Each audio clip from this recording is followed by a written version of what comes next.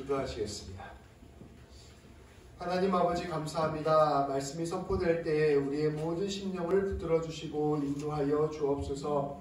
말씀을 통하여 우리 한 사람 한 사람에게 주님의 음성이 들려지는 귀한 시간 되게 하여 주시고, 이 말씀을 통하여 우리 한 사람 한 사람에게 참된 주의 길을 깨닫는 귀한 역사를 허락하여 주옵소서. 말씀 전한 저에게 함께하여 주셔서 사람의 생각 전하지 아니하게 하시고 오직 주님의 뜻만을 전하게 하여 주시며, 말씀은 우리 모두 가운데 함께하여 주셔서 꼭 필요한 말씀이 새겨질 수 있도록 은혜를 베풀어 주옵소서. 우리 주님 예수님의 이름으로 기도합니다. 아멘. 오늘은 고린도전서 마지막 말씀입니다. 이제껏 바울은 고린도 교회가 당면한 다양한 문제들에 대해서 답변을 하였습니다. 그리스도인들이 어떻게 신앙의 본질을 붙들고 나아갈지를 가르쳐 주었습니다. 고린도전서 말씀은 여러 가지 주제들이 있었지만 결국 그 핵심은 사랑하는 것이었습니다. 그리스도인이란 다름 아닌 예수 그리스도를 통하여 사랑을 알고 그 사랑으로 사는 사람입니다. 오늘 말씀은 마지막 당부의 말씀입니다. 오늘 말씀은 특별한 주제를 가지고 전하는 말씀이라기보다는 앞으로의 일정과 이에 따른 부탁들을 담고 있는 말씀입니다. 그런데 이 소소한 당부와 부탁 속에서 우리는 구체적인 사랑의 실천이 무엇인지를 살펴볼 수 있습니다. 진실로 사랑이라는 것은 거창한 것이 아니라 삶의 일상에서 이루어지는 것이라는 것을 오늘 말씀을 통하여 볼 수 있습니다. 첫 번째, 바울은 고린도 교회에게 연보를 부탁하였습니다. 우리 다 같이 1절부터 4절까지 말씀을 봉독하도록 하겠습니다. 성도를 위하여는 연보에 관하여는 내가 갈라디아 교회들에게 명한 것 같이 너희도 그렇게 하라. 매주 첫날에 너희 각 사람이 수입에 따라 모아두어서 내가 갈 때에 연보를 하지 않게 하라. 내가 이를 때에 너희가 인정한 사람에게 편지를 주어 너희의 은혜를 예루살렘으로 가지고 가게 하리니 만일 나도 가는 것이 합당하면 그들이 나와 함께 가리라. 아멘. 연보라는 것은 내가 가진 것을 내어주어서 누군가를 돕는 것을 뜻하는 말입니다. 오늘 말로 하면 기부, 체리티 이런 것을 뜻하는 말입니다. 바울은 고린도 교회뿐 아니라 여타 많은 유럽과 아시아의 교회에 기부를 위한 모금을 부탁하였습니다. 이 돈은 예루살렘 교회를 위한 모금이었습니다. 유럽과 아시아 지역에 교회가 생겨나기 시작할 즈음에 예루살렘에는 큰 기근이 닥쳤습니다. 대략 기원 후 46년에서 48년 이 사이에 예루살렘에 큰 기근이 생기게 된 것입니다. 예루살렘 사람들은 큰 어려움을 겪게 되었고, 당연히 예루살렘에 있었던 교회들과 가난한 성도들 역시 큰 고통을 겪게 되었습니다. 바울은 이러한 것을 참으로 안타깝게 생각했고, 모든 교회가 그 아픔을 함께 나누어야 한다고 생각하였습니다. 그래서 자기가 세우고 섬겼던 각 교회에 모금을 요청한 것입니다. 비록 큰 돈은 아닐지라도 십시일반 이 돈들을 모아서 예루살렘 교회에 보내고자 하는 것입니다. 로마서, 갈라디아서, 고린도 전후서 이와 같은 말씀의 곳곳에 이처럼 연보를 부탁한 내용이 나와 있습니다. 오늘 우리가 읽은 이 말씀에 보면 바울은 고린도 교회 성도들에게 연보의 마음을 써달라는 간청을 하였습니다. 2절 말씀에 보면 매주 첫날 모일 때 각자의 수입에 따라 얼마씩 미리 모아둘 것을 요청하였습니다. 이 매주 첫날은 일요일, 주일을 뜻하는 것입니다. 이 주일마다 성도들이 모여서 함께 모여 예배를 드릴 때 예배 나올 때마다 조금씩 일부를 가져와서 그것을 미리 모아달라고 부탁을 한 것입니다. 갑자기 바울이 찾아갔을 때 그때 이제 모금을 하면 큰 돈을 내기가 어렵잖아요. 그리고 그것이 부담이 될 수 있기 때문에 지금부터라도 매주 조금씩이라도 모아서 우리가 예루살렘 교회를 도울 돈을 마련합시다 요청한 것입니다. 바울은 곧 고린도 교회를 방문할 예정이었습니다. 그리고 그때 그 돈을 예루살렘에 보내자고 요청하였습니다. 이 고린도 교회의 헌금이니까 고린도 교회에서 대표를 뽑아 예루살렘에 돈을 가지고 가게 하고 그 편에 이 고린도 교회의 마음을 담은 바울의 편지도 함께 보낼 것을 제안하였습니다. 혹시 가능하면 예루살렘에 가는 그 편에 자기도 함께 가겠다라고 전하였습니다. 이 모든 것들을 통하여 고린도 교회의 그 사랑을 예루살렘 교회에 전하고자 한 것입니다. 바울은 이처럼 매우 적극적으로 어려운 예루살렘 교회를 위한 복음을 독려하였고 그것을 위하여 자기가 할 수 있는 한 최선을 다하여 돕고자 했었습니다. 이것을 통하여 그는 그리스도인으로서의 사랑이 무엇이냐? 그것은 다름 아닌 자신의 것을 나누는 것, 베푸는 것이라는 것을 분명히 보여주었습니다. 야고보서 2장 15절에서 17절까지 말씀은 이렇게 선포합니다. 만일 형제나 자매가 헐벗고 일용할 양식이 없는데 너희 중에 누구든지 그에게 이르되 평안히 가라, 덥게 하라, 배부르게 하라 하며 그 몸에 쓸 것을 주지 아니하면 무슨 유익이 있으리요? 이와 같이 행함이 없는 믿음은 그 자체가 죽은 것이라. 믿음이라는 것, 그리고 그 믿음으로 사랑한다는 것은 구체적으로 무엇인가를 나누는 것을 뜻하는 것입니다. 옷이 없는 사람에게 입을 옷을 주는 것, 배고픈 사람에게 배부를 음식을 나누어 주는 것, 내가 가진 것을 베풀어 주는 것, 어려운 이웃을 돕는 것이 바로 사랑인 것입니다. 그것이 바로 믿음인 것입니다. 바울은 고린도 교회도 마땅히 이러한 일에 적극적으로 참여하길 바랐습니다. 그리고 이것은 오늘 우리에게도 동일하게 적용되는 것입니다. 우리의 구체적인 삶의 자리에서 각자의 형편에 맞추어 내 것을 떼어 이웃을 돕는 삶을 사는 것, 이것이 바로 사랑을 실천하는 삶입니다. 이어서 둘째로 바울은 앞으로 자신이 고린도 교회를 방문할 계획을 자세히 나누었습니다. 이것을 통하여 우리는 두 번째로 사랑이 무엇인지를 확인할 수 있습니다.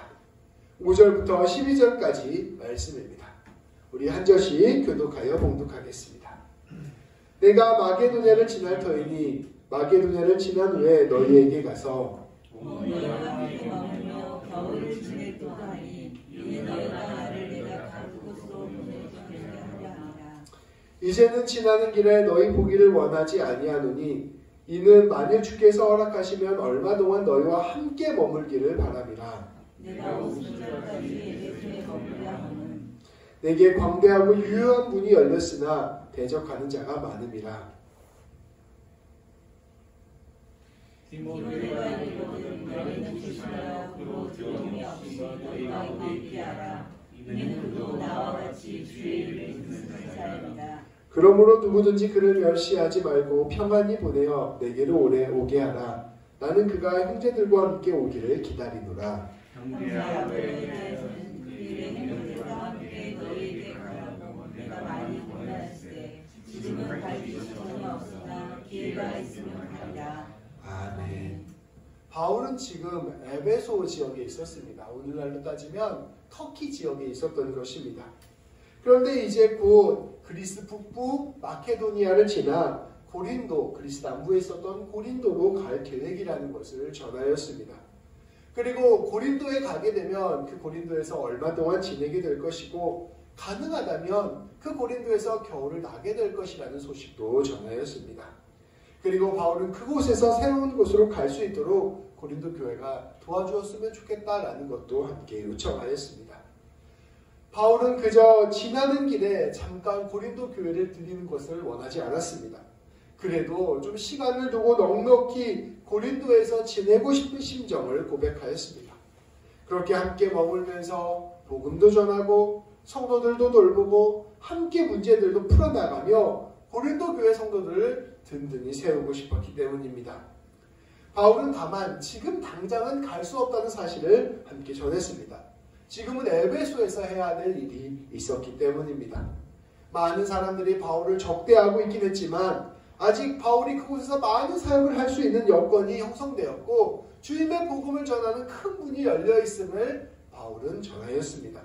바울은 오순절로 오늘날로 따지면 한 초여름 정도 되는 시간이에요. 이때까지는 에베소에서 지내면서 할 수 있는 대로 최선을 다해 복음을 전하고 싶다라는 뜻을 고린도 교회에 전했습니다.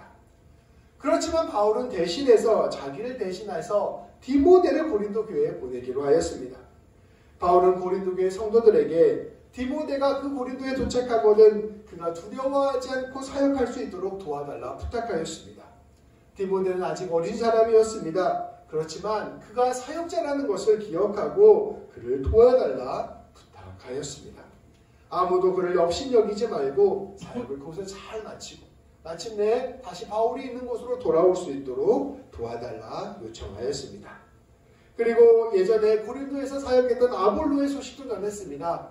그는 아직 고린도에 갈 뜻이 없고 기회가 되면 언젠가 가게 될 것이라는 사실을 전하였습니다. 바울이 이처럼 자신의 일정을 상세하게 밝히고 자기가 언제 찾아갈 건지 찾아가서는 어떻게 할 건지를 다 이야기하고 또 지금은 당장 갈 수 없으니 자신을 대신해서 디모데가 찾아갈 것이라는 것까지 잘 자세히 이야기한 것, 이것에 바로 두 번째 사랑의 비밀이 담겨 있습니다. 사랑은 다름 아닌 구체적인 만남 속에서 또 서로가 서로에게 하는 교제와 양육 속에서 이루어지는 것입니다. 성도의 만남 가운데에는 늘 성령님이 함께 하십니다. 저는 개인적으로 사람들을 만날 때나 특별히 우리 성도님들을 만날 때에는 꼭 기도를 합니다. 성령님께서 함께 하셔서 이 시간을 주관하여 주실 것을 기도하는 것입니다. 성도는 만남 가운데서 하나님의 사랑과 예수 그리스도의 십자가 은혜를 다시금 깨닫습니다. 그리고 만남 가운데서 주님의 뜻대로 살아갈 힘을 얻으며 만남 가운데서 하나님의 만져주심과 위로하심을 경험합니다. 그래서 우리가 누군가를 만날 때 그 사람을 통해서 내가 은혜를 누리기도 하지만 또 내가 누군가를 만난다는 건 거꾸로 상대방이 그러한 은혜를 누리도록 내가 그를 위하여 시간을 쓰는 것입니다. 성령님 안에서 누군가를 만난다는 것, 그것이 바로 사랑하는 것입니다. 바울은 이것을 잘 알았기에 어찌해서든지 고린도 교회를 찾아가 만나려고 하였고 상황과 형편이 여의치 않으니 디모데를 보내서라도 그 일을 하게 하였습니다. 이것을 통해 어떻게 해서든지 고린도 교회 성도들의 믿음을 세우고 교회를 든든히 세우고자 한 것입니다. 그것을 통하여 주님의 사랑을 전하고자 한 것입니다. 그 모든 만남을 통하여 하나님의 사랑을 실천하고자 한 것입니다. 우리 역시 이러한 바울의 사랑을 본받아야 할 것입니다. 이제 바울은 마지막으로 고린도 교회 성도들에게 당부합니다. 13절, 14절 말씀입니다. 우리 같이 한번 봉독하겠습니다.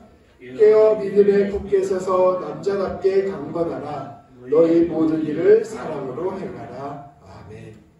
바울은 선포합니다. 고린도 성도 여러분, 깨어 있으셔야 합니다. 되는 대로 정신없이 살지 마십시오. 여러분, 마음의 중심을 굳게 붙드십시오. 여러분, 헛된 욕심이나 자랑에 길을 잃지 마십시오. 믿음 위에 굳게 서서 남자답게 강건하게 사십시오.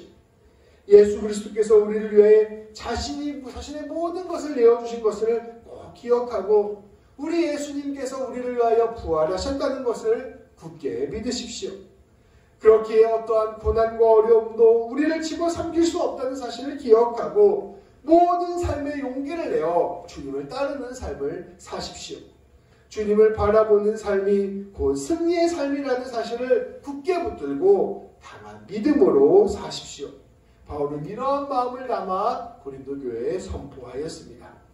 그리고 바울은 마지막으로 선포합니다. 여러분, 이 모든 믿음 위에서 예수님 붙들고 살아가는 믿음 위에서 모든 일을 사랑으로 하는 여러분이 되십시오. 이렇게 선포하며 말씀을 마무리하였습니다. 오늘 말씀을 정리하겠습니다. 바울은 선포합니다. 결국엔 사랑입니다. 그리스도인들은 예수 그리스도를 통하여 사랑을 깊이 깨닫고 그 사랑 안에 붙들려 살아가는 사람입니다. 그리고 그 사랑으로 모든 삶을 이끌어가는 사람입니다. 어떠한 일을 하든지 그 마음의 중심에는 사랑이 있는 것, 이것이 바로 그리스도인입니다. 우리는 무엇을 하든지 누구를 만나든지 그 모든 것 가운데 주님의 사랑을 품고 살아가야 합니다. 그 사랑이 결국 예수님을 닮아가는 사랑입니다. 우리 예수님은 자신을 내어주는 삶을 사셨습니다. 주님의 사랑이 우리의 삶에 담기면 우리는 우리 이웃에게 자신을 내어주는 삶을 살게 됩니다. 나를 내어준다는 것이 무엇일까요? 그것은 다름 아니라 내가 가진 것을 내어주는 것, 나의 시간을 내어주는 것입니다.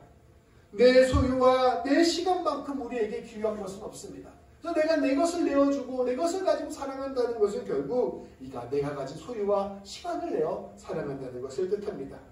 우리는 피 같은 돈이라고 이야기하고 생명 같은 시간이라고 이야기합니다. 그만큼 그러한 것들이 귀한 것입니다. 그것을 이웃에게 내어주면서 사랑의 마음을 담고 나아가는 것, 그것이 우리 주님께서 우리에게 원하는 것입니다.